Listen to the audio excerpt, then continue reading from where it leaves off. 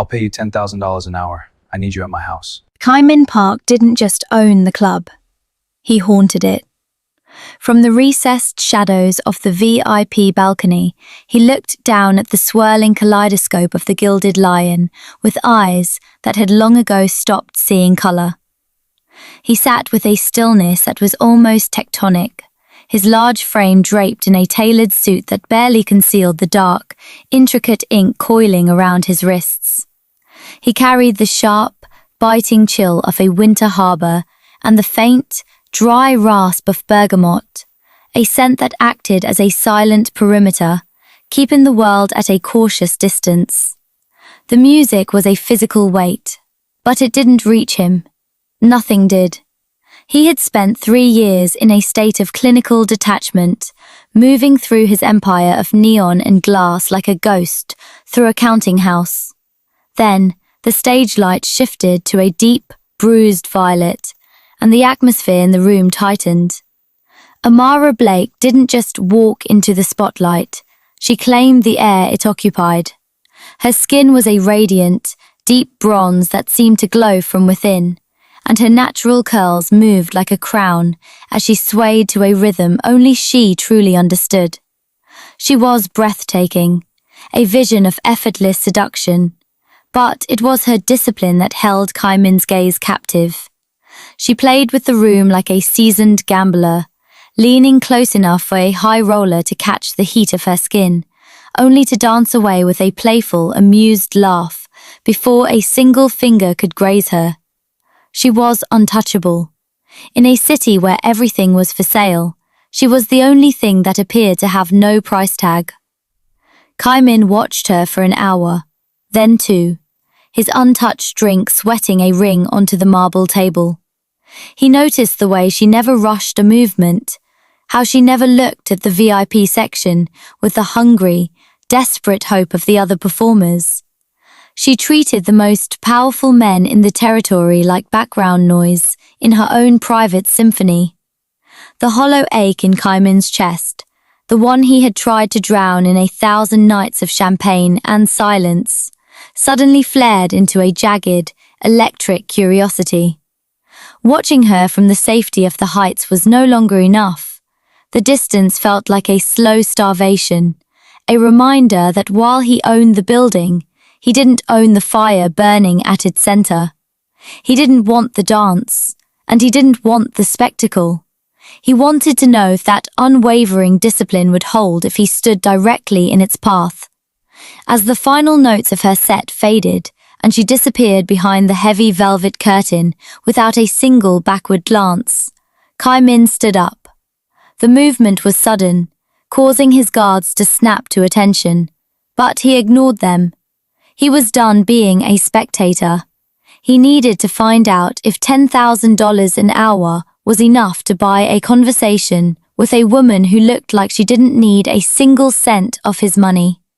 The morning light in Macau didn't wake Kaimin. The silence did. He lay in a bed large enough to sleep 4, staring at the ceiling of a penthouse that felt more like a pressurized vault than a home. The air here was filtered, chilled, and entirely devoid of life, smelling of nothing but the sterile, sharp scent of glass cleaner and the faint, cold mineral trail of the marble floors. He rolled onto his side, the silk sheets sliding over the dark dragons etched into his skin, their ink lines sharp against his muscles, a permanent record of a life spent in the trenches of the underworld. He owned the skyline. From his floor-to-ceiling windows, he could see the shimmering towers of his casinos and the restless pulse of the shipping lanes he controlled. To anyone else, it was the ultimate victory. To Kaimin, it was a repetitive, grey landscape of assets and liabilities.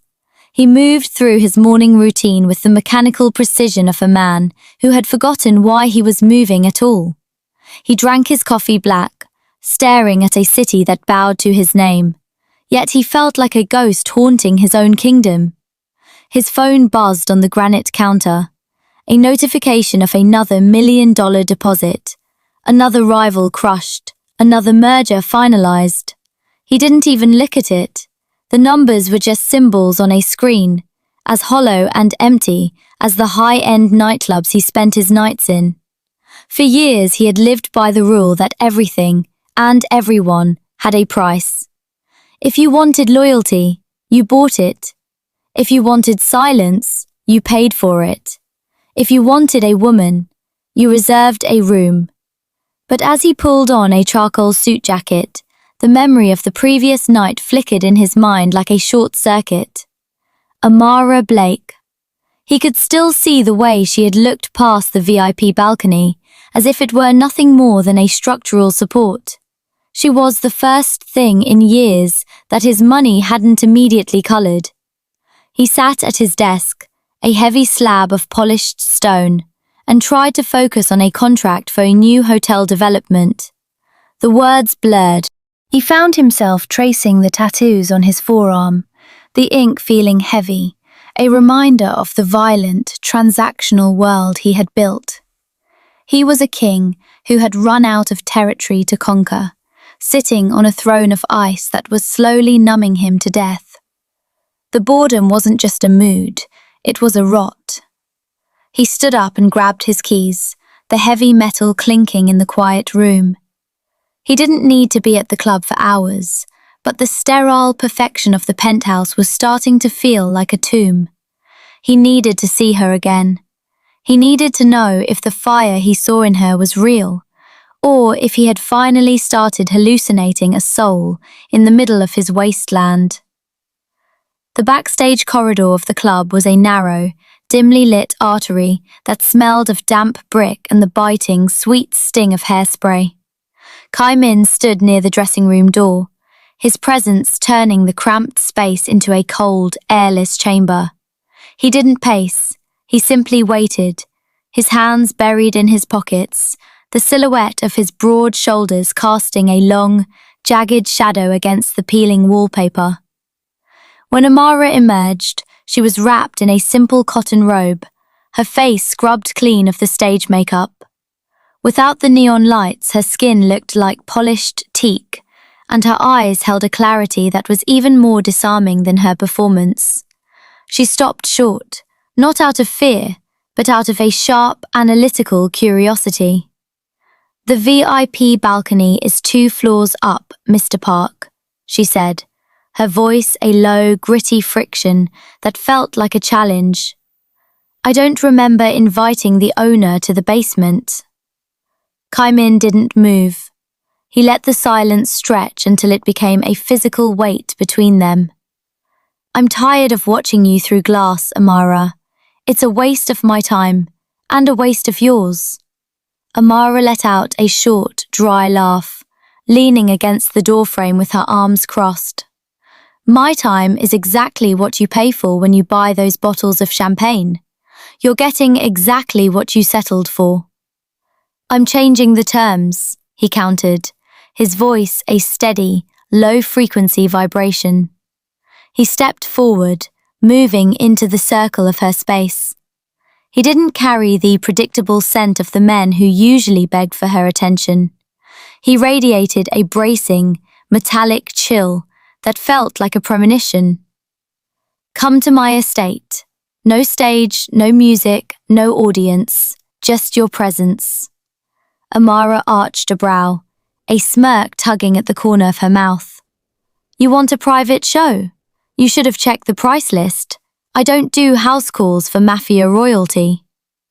$10,000, Kai Min said, cutting through her sarcasm. "For every hour you spend there. No dancing, no requirements. You can sit in the garden or read a book.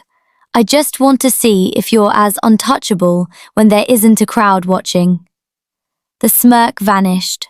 Amara stared at him, her gaze searching his face for the punchline, for the hidden catch, but found only the terrifying, focused sincerity of a man who was used to buying whatever reality he desired.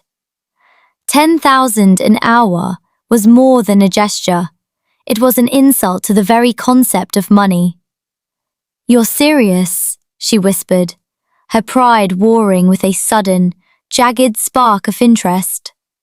"I don't joke about my investments," he replied. Amara straightened her spine, her eyes flashing with a defiant, playful heat. 10,000 an hour to do nothing? It sounds like you're the one being robbed, Kaimin. But if you're that desperate to lose your money, I suppose I can help you lighten your pockets. Just remember, my time doesn't come with an own button. The gates of the Park estate opened with a soundless, electronic glide, revealing a fortress of glass and charcoal stone that seemed to cling to the side of the cliffs. When Amara stepped into the foyer, the first thing that struck her wasn't the opulence, but the vacuum. There was no thrum of bass here, no scent of spilled gin or cheap perfume. The air was thin and perfectly filtered, tasting of cold mineral water and the faint, bitter edge of the tea leaves Kaimin favoured. Kaimin was waiting in a room that felt more like an observatory than a living space. He sat in a low-slung chair, his silhouette framed by the sprawling, glittering lights of the Macau Strip below. He had traded his suit jacket for a thin black sweater, the sleeves pushed up to reveal the dark, intricate ink that looked like armor against his skin. He didn't rise. He simply watched her cross the vast expanse of polished granite, her heels clicking a sharp, solitary rhythm that echoed off the high ceilings.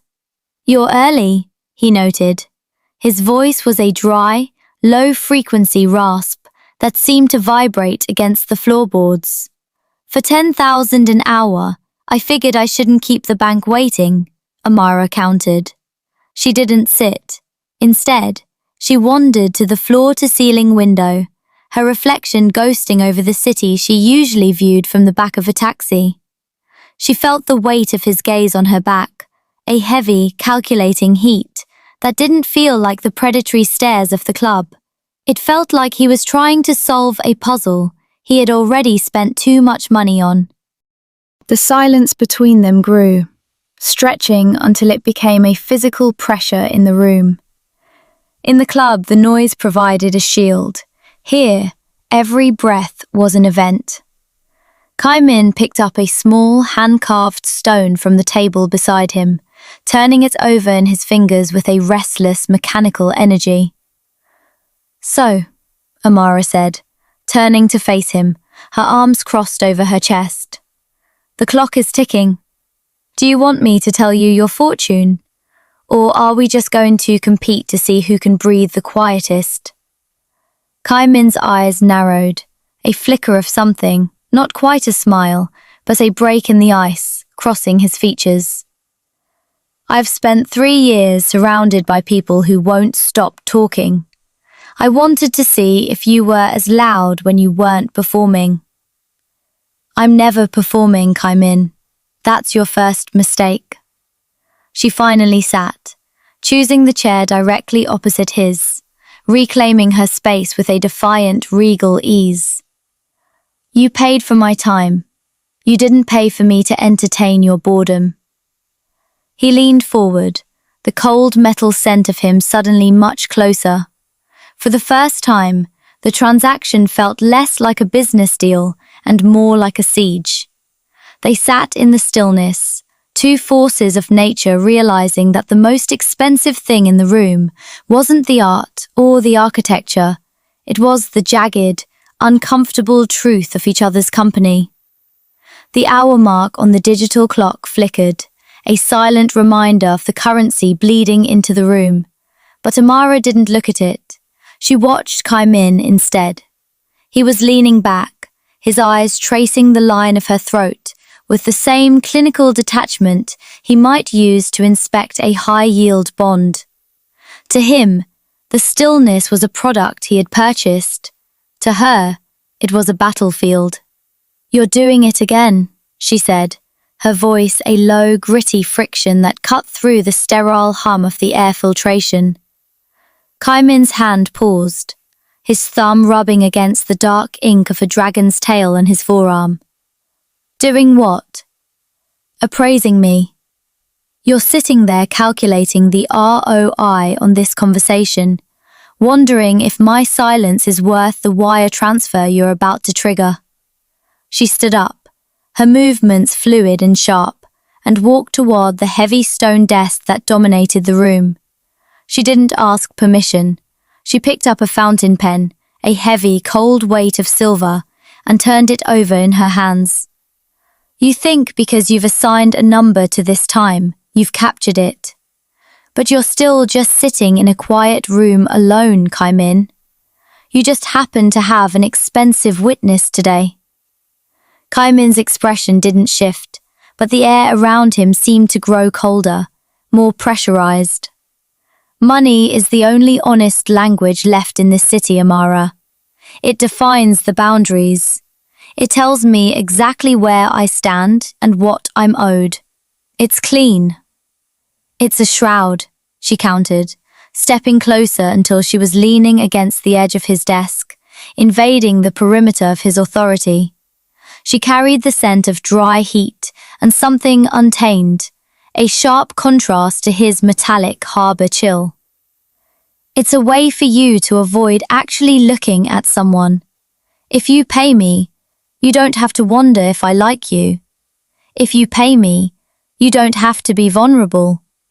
You've turned your whole life into a ledger, so you never have to feel the sting of someone walking away for free. He rose then, his tall frame casting a long, jagged shadow that seemed to swallow the light. He stood inches from her, his pulse visible at the base of his throat, a steady mechanical thrum. Most people would kill for the safety of a ledger. And most people are dead inside, she whispered, her gaze as unyielding as flint. If you want to buy my time, fine. But don't you dare think you're buying a connection. You can't contract your way out of being lonely. For a moment, the mask of the Mafia boss slipped. A flicker of something raw and jagged moved behind his eyes, a ghost of the man who had been hollowed out by a previous betrayal. He looked at her, truly looked at her, and realized that for the first time in years, he wasn't looking at an asset. He was looking at a mirror. The digital clock on the wall glowed with the pale clinical light of 3 a.m., but the room felt untethered from time. The tension that had defined their earlier hours had curdled into a heavy resonant stillness. Kaimin didn't look like a king anymore. He looked like a man who had been holding his breath for a decade and was finally beginning to choke. He reached up, his fingers hooked into the collar of his sweater, and pulled the fabric aside, exposing the jagged, pale line of a scar that ran horizontally across his collarbone, cutting right through the head of a tattooed dragon. "Everyone sees the ink," he said, his voice a dry, tectonic rasp that seemed to come from deep within his chest. "The tattoos are a warning. They tell people I'm part of the machinery. But this was a gift from the only person I ever let close enough to hold a blade." Amara stayed still, her own pulse drumming a fast, syncopated rhythm against her ribs. She didn't offer the easy, hollow comfort of the stranger. She simply watched him, her eyes absorbing the raw, unpolished truth of his expression. The scent of the room had shifted, the cold harbor chill of his presence warming into something more human, something that smelled of old wood and the faint, bitter sting of wood smoke.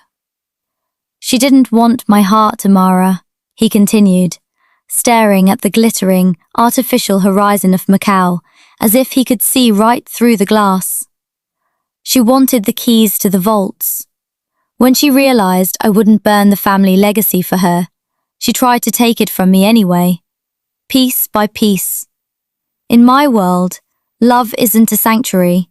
It's a vulnerability. It's a gap in the armor." He let the sweater fall back into place, but the image of the scar remained burned into the air between them. He turned his head to look at her, his dark eyes no longer reflecting the clinical light of the room, but a deep, fathomless exhaustion. "I started buying everything because it was the only way to ensure Nothing could ever be stolen again. If there's a price tag, there's no betrayal, just a transaction. Amara reached out, her hand hovering just inches from his forearm, close enough to feel the radiating heat of his skin. She didn't touch him, not yet, but the distance between them felt electric, a tether pulling taut. You've built a cage out of gold bars and called it safety, Kaimin, but you're still bleeding under that suit. For the first time, the predatory focus in his gaze softened into something resembling wonder.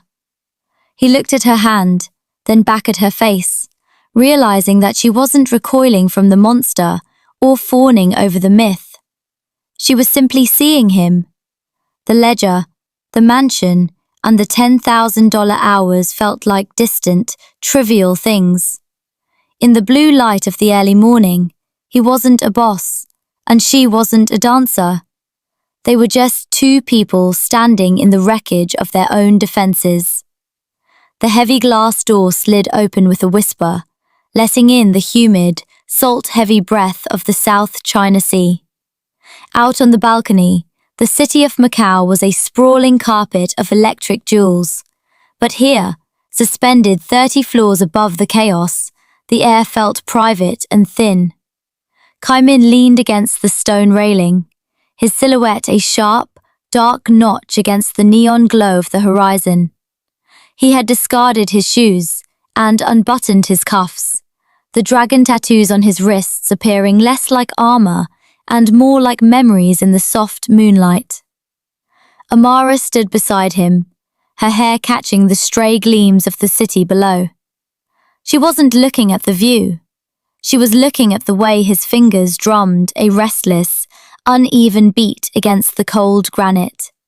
You know, she said, her voice a low sandpaper rasp that carried on the breeze. For a man who pays $10,000 an hour for company, you're remarkably bad at small talk. Kaimin glanced at her, the corners of his eyes crinkling with a sudden, unscripted irony. I was under the impression I was paying for your presence, not your critique of my social skills. Oh, the critique comes free, she countered, a playful spark igniting in her gaze. It's a loyalty program. Spend enough hours, and you get the unfiltered truth at no extra charge. A sound escaped Kaimin's throat then, a short, dry huff of air that caught him by surprise. It wasn't the polite, measured chuckle he used in boardrooms.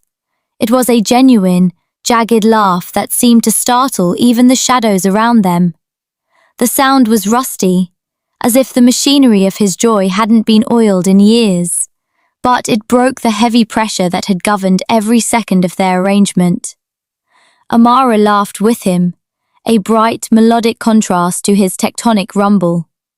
In that moment, the ledger in his office felt like a relic from a different life. The staggering sum of money, the contract, the calculated hours, it all felt absurd. A clumsy human attempt to quantify something that was currently vibrating between them in the salt air.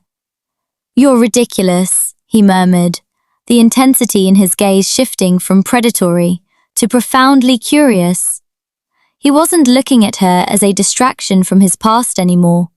He was looking at her as the only real thing in a world made of light and smoke. I'm expensive, she corrected, though the bite was gone from her words, replaced by a warmth that felt more dangerous than any threat. But I think you're finally starting to realize that the clock stopped being the point a long time ago. He didn't check his watch. He didn't think about the wire transfer. He simply stood in the midnight air, listening to the fading echo of their laughter and realizing that, for the first time in his life, he was exactly where he wanted to be, and it hadn't cost him a thing that actually mattered. The bass in the Gilded Lion was a violent, rhythmic thrum that seemed to vibrate the very marrow of the bones, yet to Amara, it felt like static. She stood in the wings, the heavy velvet curtain a familiar weight against her shoulder, watching the smoke swirl in the violet spotlights. This was the stage she had built her kingdom upon, the place where she had mastered the art of being seen without ever being touched. But tonight the air felt thin, the scent of expensive gin and artificial fog, cloying and hollow. When she stepped into the light, the room tilted on its axis toward her, as it always did. 100 faces turned, a sea of hungry gazes and grasping energy. But as she moved, Amara realized the hunger no longer fed her. She swayed to the music, her body tracing the familiar patterns of seduction and distance, but her mind was miles away, suspended 30 floors up on a granite balcony overlooking the sea. She looked toward the VIP tier. Kai Min was there, a dark, motionless silhouette against the gilded railings. He didn't have a drink in his hand. He wasn't talking to his lieutenants. He was simply watching her, with a focused, raw intensity that made the rest of the crowd disappear into a blur of grey. For years, she had found safety in the anonymity of a crowd, in the fact that she belonged to everyone and therefore to no one. But as she caught Kai Min's gaze, the power of being untouchable felt like the loneliness of being a ghost. A man at a front row table reached out, his hand bridged close to the hem of her sheer robe, his eyes glazed with the easy entitlement of a high roller. Usually, Amara would have pivoted with a playful, mocking laugh, a move that reinforced her boundaries while keeping the tips flowing. Tonight, she felt a sudden, sharp spike of revulsion.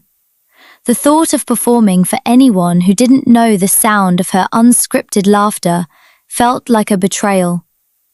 She finished her set with a mechanical grace that only she knew was a lie. As the applause broke, loud, frantic, and empty, she didn't take the customary second bow. She didn't offer a final, teasing glance over her shoulder. She walked straight off the stage, the fabric of her costume feeling like a shroud she was desperate to shed. In the dim, quiet cavern of the dressing room, she looked at herself in the mirror. The woman looking back was a masterpiece of discipline and desire, but she was tired of being a masterpiece. She picked up a wet cloth and began to scrub the glitter from her skin, the mineral-sharp scent of the club's industrial soap replacing the perfume. She wasn't running from the stage. She was walking toward the only person who had ever looked at her and seen something other than a silhouette. She didn't wait for the manager. She didn't check her locker. She simply walked out the back exit, the cool night air of Macau hitting her lungs like a benediction. The performance was over. The gates of the Park estate didn't hum with the same transactional coldness tonight. When the heavy iron bars slid back, Amara didn't wait for the security detail to escort her. She walked the winding stone path alone, her stride steady and unburdened by the weight of a contract. She wasn't wearing the silk robes of a performer or the sharp armor of a woman on the clock.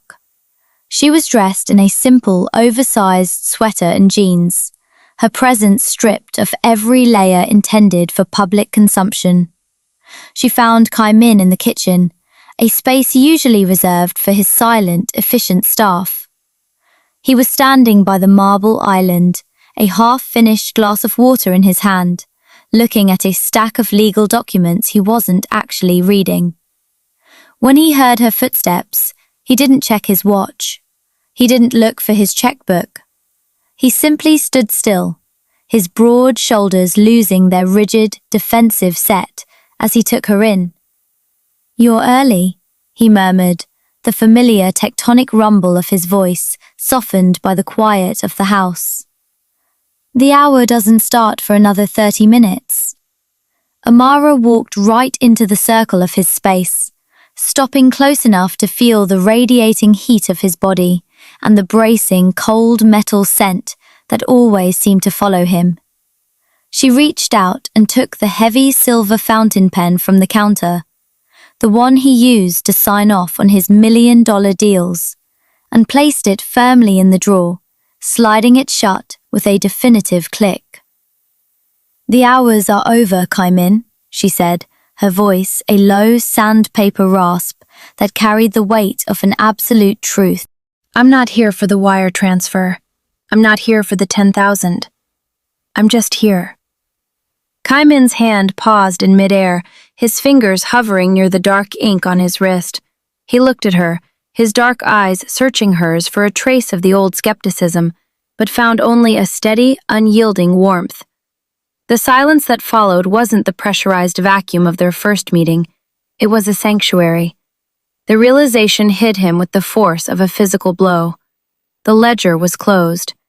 For the first time in his adult life, someone was standing in his home because they wanted to be there, not because he had outbid the rest of the world for their time. He reached out, his hand moving with a slow, hesitant grace as he tucked a loose curl behind her ear. His touch was electric, a jagged spark that bridged the gap between the billionaire and the woman who had refused to be his asset. "You realize what this means," he whispered, his thumb grazing the line of her jaw. "There's no exit strategy anymore. No contract to void." "I know," she replied, leaning into his palm, her eyes never leaving his. "I don't want a way out. I want to see what happens when the clock stops ticking." He pulled her toward him then, his arms coiling around her with a fierce, protective urgency. The transaction was dead, buried under the weight of a connection that didn't have a price tag. In the quiet of the mansion, two people who had built their lives on the art of the deal finally let go of the trade, realizing that the only thing worth having was the one thing they couldn't buy. The stillness of the mansion was shattered, not by a sound, but by a sudden invasive shift in the atmosphere. The heavy scent of cold sea spray and bergamot that usually defined Kaimin's sanctuary was abruptly choked out by the cloying, suffocating aroma of expensive iris and ancient, mothballed silk. Amara felt the change before she heard the front doors cycle open. Kaimin's body, which had finally begun to lose its mechanical rigidity in her presence, snapped back into a state of lethal, coiled tension. The two figures who entered the observatory didn't walk. They occupied the space with the practiced, glacial entitlement of a dynasty. His father was a man carved from granite and old grudges, his eyes two dark pits of judgment. His mother followed, a vision of sharp traditional elegance whose gaze dismissed Amara with the clinical efficiency of someone sweeping dust from a tombstone. They didn't look at the art or the view. They looked only at the anomaly standing in the center of their legacy.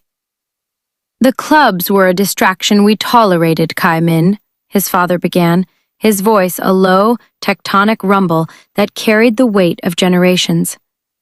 "But bringing a common spectacle into this house is a stain on the bloodline that money cannot wash away." The air in the room became pressurized, a vacuum that made it difficult to draw breath. Kaimin stepped forward, his silhouette broad and jagged against the Macau skyline. He didn't bow. He didn't offer the customary greeting. He simply moved until he was a physical barrier between Amara and the people who shared his DNA. "She isn't a spectacle," Kaimin said, his voice dropping into a register of terrifying, quiet absolute. "And this house stopped being yours the moment I built the empire that funds it." His mother's laughter was a sharp, brittle sound, like glass breaking on marble. "You think you built this? You are a branch of a tree that goes back centuries. You will cut this connection tonight, or we will cut the branch. You have 1 hour to decide if you are a park or if you are a ghost with nothing to his name but the ink on his skin." They turned and left as silently as they had arrived, leaving behind a silence that was jagged and raw. Kaimin stayed frozen for a long moment, his hands curled into fists, so tight the dragons on his wrists seemed to writhe. Amara reached out, her fingers brushing the tension in his shoulder. She didn't ask him to choose. She knew the cost of what was being asked. To stay with her was to burn every bridge he had ever crossed. Kai Min turned to her, his dark eyes no longer reflecting the cold light of the city, but a fierce, singular clarity. He took her hand, his thumb tracing the warmth of her palm, the only thing in his life that hadn't come with a price tag. "I've spent my life being a park," he whispered, the decision already written in the way he held her. "I think it's time I found out who I am, without the empire." If this story kept you watching, then you're already part of the shadows. Welcome to Mafia Shadowed Hearts, where power, betrayal, and dangerous love collide. If you enjoyed this story, don't forget to like the video, subscribe, and share it with someone who loves a good mafia romance. And tell me something in the comments. Do you think Kai Min made the right choice? Or is this only the beginning of something far more dangerous? Because some stories don't end when the lights fade. They just begin in the shadows.